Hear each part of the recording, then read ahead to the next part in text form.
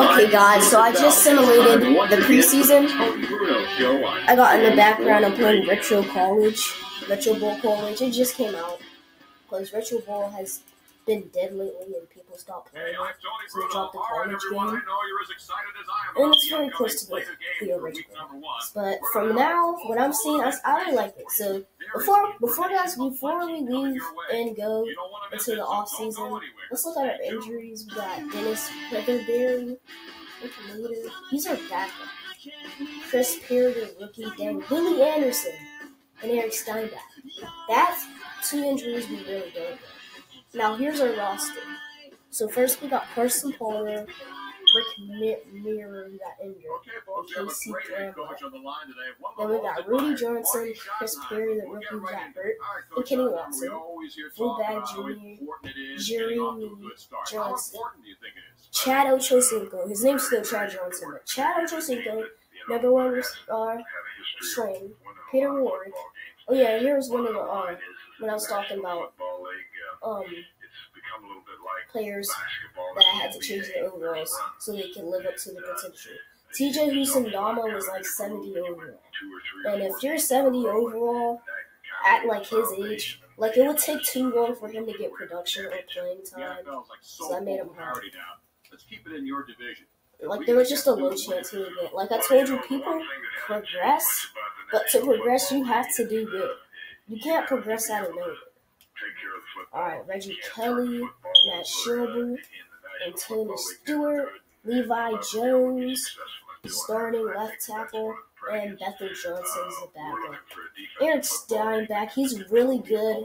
He was that one lineman left guard that we ended up upgrading in training, and now he's hurt. So, what a waste of space. And then we have to start our rookie, who's a 65 overall, Stacey Andrews. I know you are a rookie. You want your shot, but I don't want to start you.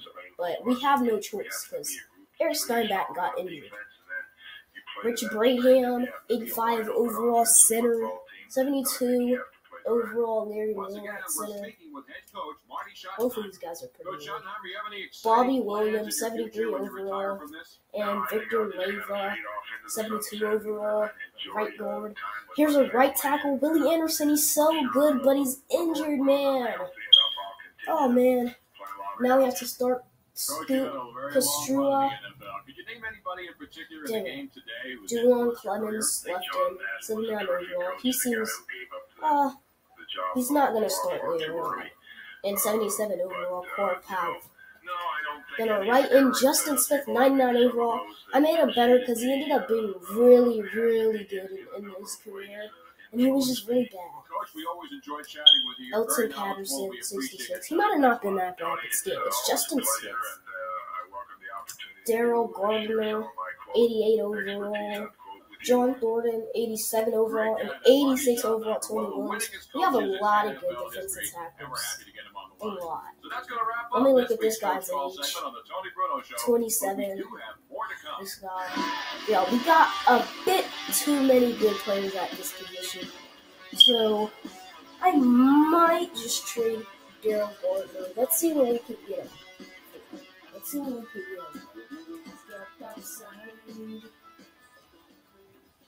Something intrigues me about the NFL. It falls under the changing times umbrella. The dynasties that were once part of the NFL are long gone.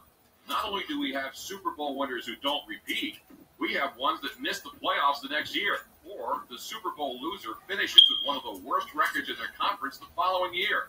It just goes to show that any team can get it together any season. Even a team who finishes with 1 or 2 wins one season can go on to the same dance in a couple of years. That's making some great personnel moves. On the opposite end of the spectrum, though, any team can lose it any given season. Things can change so fast because teams can't afford to keep stars on their payroll for too long. Then those guys go to play for a team who was looking for the final piece of their puzzle, and he makes them complete. The other strange phenomenon is a team who seemingly has no stars, but they post 10 wins in a season, then surprise a team for 2 of the playoffs. Before you know it, they become Cinderella. If you ask me, if your team wins a couple of division titles in a row, they're a small dynasty. Or a team that makes the playoffs year in and year out, even if they don't win the Super Bowl. Second round pick. That's another small dynasty. It's consistency. There are very few consistent teams anymore. I say if you win 2 Super Bowls in the span of 3 years, you're definitely a dynasty in today's sense of the word, even if you missed the So back to our roster. All right, it's time to see Kevin what Hardy, 87 overall, 82 overall, Adrian Ross, middle linebacker Nate Webster, and 68 overall Caleb Miller. Yeah, we might start Caleb sooner or later. He's going to have to play. Right outside linebacker Brian Simmons, 80 overall Landon Johnson. He's really good. And Khalid Abdullah. Cornerback room, Torrey James, Dethel O'Neal, Keywan Ratliff, the rookie, Dennis Weatherbury, Alvin Porter, and Terrell Roberts. Free safety, 84 overall, Kim Herring. Free safety, 78 overall, Kevin Kazin. I don't know how to say that last name, sorry.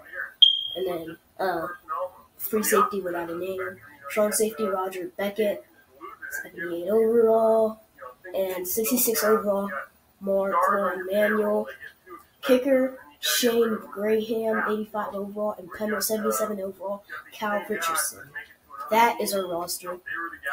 Now, I think it is time to sim our first season. See you guys later. Alright guys, I just finished the season, and here is the playoffs. Wild card, we got the Raiders vs. Ravens, Cowboys vs. Bears, Bills vs. Chargers, Packers vs. Cardinals, and the Colts, Eagles, Patriots, and Buccaneers are all going to play in the division. And now I'll show you guys the league news. So first, LaDainian Tomlinson won MVP with 454 attempts. So back in these PS2 Madden, running backs had a lot of attempts, especially the good ones. They had a lot of attempts. So he ended up breaking the rushing yard record, and he had 13 and 18 rushing touchdowns. But his average was 5.3, which is really good. That's really good. But it's not insane where you have 2,444 yards. So it's all because of his attempts.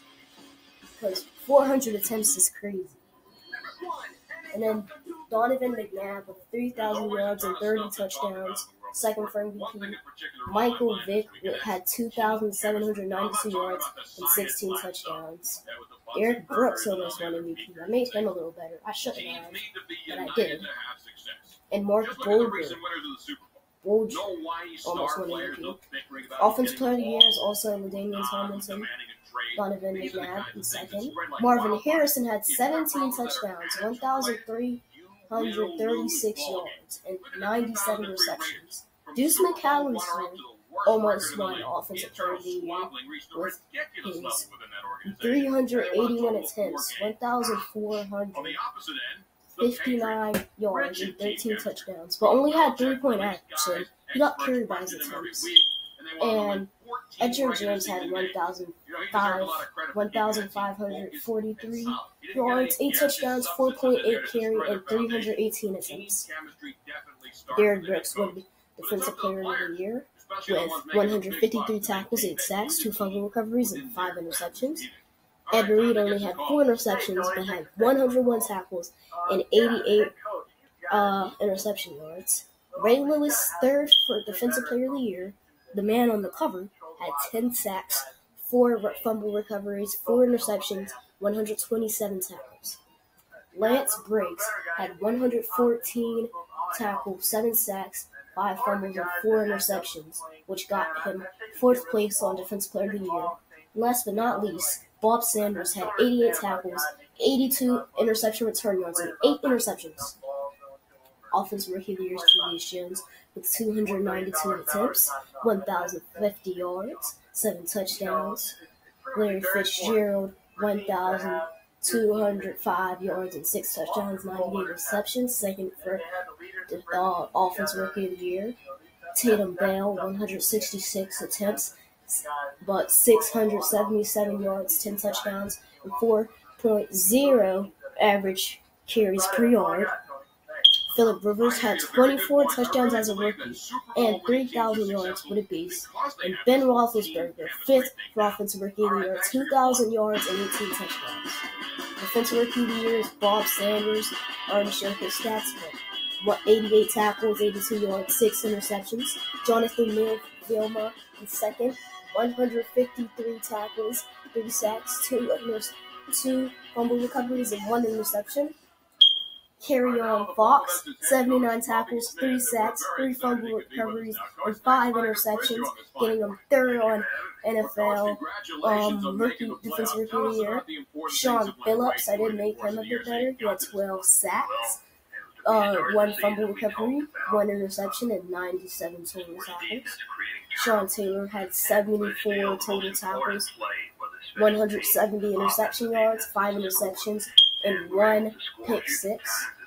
And since I went over all the important stats, I'm just going to show you the players and not tell you the stats, because this is making my mouth hurt just talking a lot. Best QB, Drew Brees. It's a new tournament. We all start from Best runner back, Damian Tomlinson. What our record is, we're all starting over again. We're in the playoffs for a reason. We're a pretty good football team. Best wide receiver, we can beat it. Marvin Harrison. Once again, we're speaking with head coach Lovie Smith.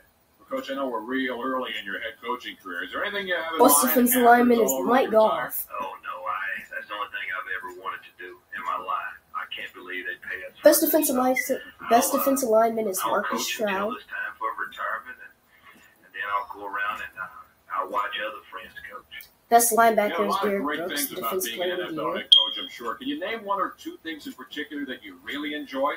Just the relationships that you. Best DB, Edward Reed. I just called him that because in NFL 235 they call him Edward for some reason. But everyone knows to call him Ed Reed. To see a player take coaching and get better. Look, what's wrong with them? The everyday job of being a coach. Best kicker, Mike Vanderjagt. Coaching to me is about being a teacher. Surprised it wasn't Adam Vinatieri. And And best coach, Tommy Dungy. Smith, no more time today, but we thank you for being with us. Thanks for having me on the show, Tom. One of the good guys right there. Head coach Lovie And that's Smith. the yearly Hopefully we'll have fun again awards. soon.